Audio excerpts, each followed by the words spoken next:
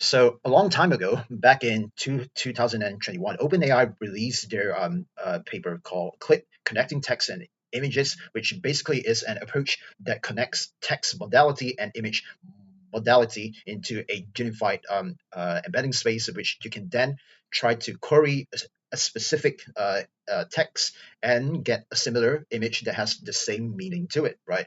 But if you take a look at this example here of its output, right? So it thinks that for a caption that says people hold flags in a crowded area, it thinks that it should be this image right here. And let me tell you what, there's no flags in the image whatsoever, right? So okay, right. And that's a problem, right? And there's a new paper that came out just like 1 year after that, right? It's called ContextCLIP. And what it basically does to the original CLIP model is by adding a new loss function to it called LCX, which stands for context loss function. And it's being multiplied by an alpha hyperparameter somewhere around like 0.5-ish, right? And it turns results from this to this, right? Where now there's flags in the image clearly, right? And not only that, but it also improves the accuracy of its prediction, right, across different benchmark data sets, right? So, okay. And the overall idea of this new approach is that, okay, if you reduce this, if you train the model to reduce the context loss function, it essentially helps to align both the text domain and the visual domain much better than just using the clip loss function by itself. And having better alignment leads to better representation learning, and that leads to better accuracy gains in the long term. So there's a problem though. No implementation, no code implementation.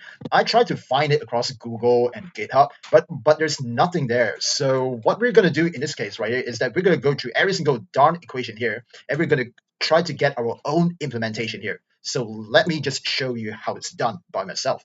So essentially we have a set of images and a set of text, and we feed each of them to a ResNet model and a BERT model, right? One for image and one for text, right? And we get those image and text embeddings at the same time. And now imagine, right, an embedding space which you have some points for text and some points for images, right? So let's just select a text point, right? Let's select text one, right? And now let's try to grab the closest image embedding with respect to text one. In this case, it would be text two. And now let's assign a distance, or we should call it a similarity distance value, right, to it called D1.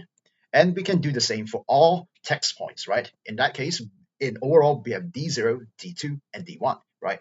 But you can also reformulate this approach as just constructing a distance similarity matrix between the image embeddings and the text embeddings, right?